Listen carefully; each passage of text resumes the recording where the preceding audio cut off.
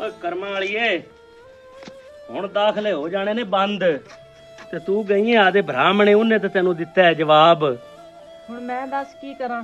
ਉਹ ਆਦੇ 100 ਮਸਲੇ ਸੁਣਾਉਂਦਾ ਸੀ ਮੈਨੂੰ, ਕਦੇ ਆਖਦਾ ਸੀ ਮੈਂ ਅਗਲੇ ਲੈਣਾ ਦੇਣਾ ਕਰ ਲਿਆ ਤੇ ਕਦੇ ਕੀ ਕਹਿੰਦਾ ਸੀ। ਓਏ ਕਰਮਾਂ ਵਾਲੀਏ, ਮਸਲੇ ਨਹੀਂ ਦੇ।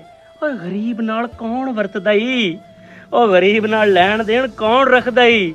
ਤੇਰੇ ਭਰਾ ਦੇ ਦਿਲ 'ਚ ਇਹ ਗੱਲ ਆਈ ਹੈ ਕਿ ਗਰੀਬ ਨੇ ਇਹਨਾਂ ਕੋਲੋਂ ਸਾਡੇ ਪੈਸੇ ਹਟਾਏ ਨਹੀਂ ਜਾਣੇ। ਹੁਣ ਮੇਰੀ ਸੁਣ ਗੱਲ, ਤੂੰ ਨਿਆਣੇ ਲੈ ਕੇ ਬਹਿ ਘਰ ਤੇ ਮੈਂ ਕੋਈ ਜਾ ਕੇ ਹਿਸਾਬ ਕਿਤਾਬ ਲਾਣਾ, ਕਿਉਂਕਿ ਦਾਖਲੇ ਦਾ ਟਾਈਮ ਲੰਘ ਗਿਆ ਤੇ ਦਾਖਲਾ ਨਾ ਹੋਇਆ ਤੇ ਬੱਚੇ ਦਾ ਸਾਲ ਮਾਰਿਆ ਜਾਣਾ। ਓਏ ਕਰਮਾਂ ਵਾਲੀਏ, ਦਿਹਾੜੀਆਂ ਮਿਹਨਤ ਮਜ਼ਦੂਰੀ ਕਰਦਿਆਂ ਮੈਂ ਆਪਣੀ ਸਾਰੀ ਜ਼ਿੰਦਗੀ ਲੰਘਾ ਲਈ ਤੇ ਮੈਂ ਨਹੀਂ ਚਾਹੁੰਦਾ ਵੀ ਮੇਰਾ ਬੱਚਾ ਵੀ ਐਵੇਂ ਧੱਕੇ ਖਾਵੇ ਤੇ ਮੈਂ ਆਣਾ ਹੁਣੇ ਬਸ।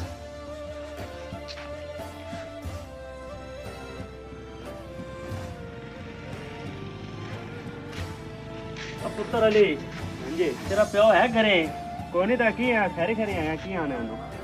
ਓ ਯਾਰ ਤੇਰੇ ਭਰਾ ਦਾ ਦਾਖਲਾ ਕਰਾਉਣਾ ਜ਼ਿਆਦਾ। ਮੈਂ ਤੇ ਮੁੰਡਾ ਸੀ, ਕੀ ਕਰੀਏ? ਤੇਰੇ ਪਿਓ ਨੂੰ ਮੈਂ ਟੱਕਰਨਾ, ਤੂੰ ਅਗੇ ਸੀ ਕੀ ਕਰੀਏ? ਤੇਰੇ ਨਾਲ ਮੈਂ ਕੁਛ ਹੈ ਮੰਗਣ ਆਇਆ ਉਸੇ, ਪੈਸੇ ਪੂਸੇ ਮੰਗਣੇ ਉਸਨੇ। ਆ ਮੰਗਤੇ ਵਾਲਾ ਕੰਮ ਕਦੋਂ ਦਾ ਸ਼ੁਰੂ ਕੀਤਾ ਹੀ ਚਾਚਾ? ਮੇਰਾ ਪਿਓ ਤਾਂ ਤੇਰੇ ਤੋਂ ਜ਼ਲੀਲ ਹੋਇਆ ਪਿਆ। ਐਂ ਜਾਂਦਾ ਜਿਵੇਂ ਕਾਂ ਗੁਲੇਲ ਤੇ ਨਹੀਂ ਜਾਂਦਾ, ਐਵੇਂ ਜਾਂਦਾ ਮੇਰਾ ਪਿਓ। ਜਾਨ ਛੱਡ ਚਾ ਸਾਡੀ, ਛੱਡ ਚਾ ਜਾਨ। ਆ ਮੰਗਣਾ ਬੰਦ ਕਰ ਦੇ ਮੰਗਣਾ, ਆ ਮੰਗਤੇ ਵਾਲਾ ਕੰਮ ਨਾ ਸ਼ੁਰੂ ਕਰ ਤੂੰ। ਓਏ ਮੈਂ ਭਰਾ ਕੋਲੇ ਆਇਆ, ਮੈਂ ਕੋਈ ਰੱਬ ਵਾਸਤੇ ਲੈਣ ਦੇਣ ਭੈਣਾ ਭਰਾਵਾਂ ਦਾ ਹੁੰਦਾ ਰਹਿੰਦਾ। ਜੇ ਮੈਂ ਤੁਹਾਡੇ ਚੋਂ ਗਰੀਬ ਆ ਤੇ ਮੈਂ ਅੱਜ ਤੱਕ ਤੁਹਾਡੇ ਰੱਖੇ ਨੇ। ਨਹੀਂ ਗਰੀਬੀ ਹੋਣਾ ਜੁਰਮ ਹੈ, ਗਰੀਬੀ ਮਿਹਣਾ ਬਣ ਗਈ ਹੈ ਮੇਰੇ ਵਾਸਤੇ।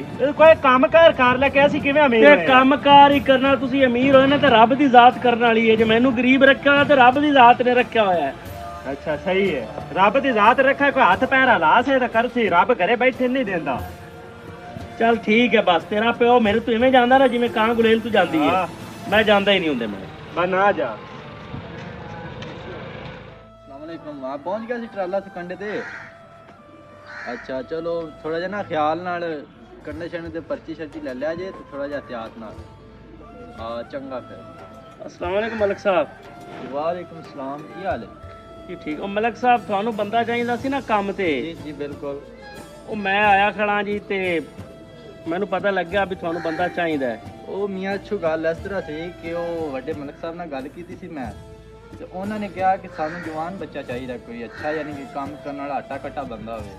ਤੇ ਤੁਸੀਂ ਹੁਣ ਵੈਸੇ ਬਜ਼ੁਰਗ ਹੋ ਗਏ ਜੇ ਤੇ ਤੁਹਾਡਾ ਜਿਹੜਾ ਨਾ ਕੰਮ ਦਾ ਹਿਸਾਬ ਨਹੀਂ ਲੱਗਣਾ।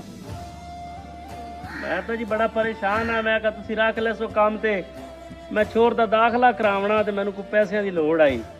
ਨਹੀਂ ਜੀ ਹੁਣ ਇਹ ਕੰਮ ਨਹੀਂ ਹੋ ਸਕਦਾ, ਇੱਕੋ ਬੰਦੇ ਦੀ ਜ਼ਰੂਰਤ ਸੀ ਸਾਨੂੰ ਤੇ ਉਹ ਮਲਕ ਸਾਹਿਬ ਹਰਿਆਣਾ ਰੱਖ ਲਿਆ ਤੇ ਹੁਣ ਤੁਸੀਂ ਕੋਈ ਹੋਰ ਹਿਸਾਬ ਲਾ ਲਓ। ਚਲੋ ਠੀਕ ਹੈ ਜੀ, ਮਿਹਰਬਾਨੀ।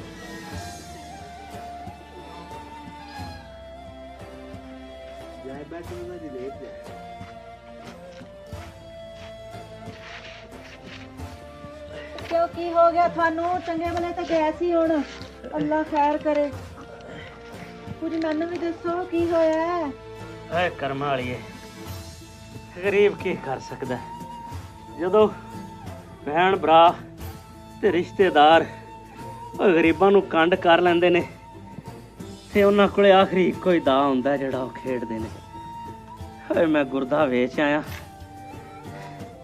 ਗੁਰਦਾ ਵੇਚ ਆਇਆ ਤੇ ਆ ਪੈਸੇ ਨਹੀਂ ਦੇ ਆਪਣੇ ਬਾਲ ਨੂੰ ਸਾਈਕਲ ਹੀ ਲੈ ਲਵੇ, ਕਿਤਾਬਾਂ ਲੈ ਲਵੇ ਤੇ ਕੱਪੜੇ ਲੈ ਲਵੇ, ਕੱਪੜੇ ਲੈ ਲਵੇ। ਕਰਮਾਂ ਵਾਲੀਏ ਕੱਪੜੇ ਲੈ ਲੈ, ਵਰਦੀ ਵੀ ਲੈ ਦੇ, ਕਿਤਾਬਾਂ ਵੀ ਲੈ।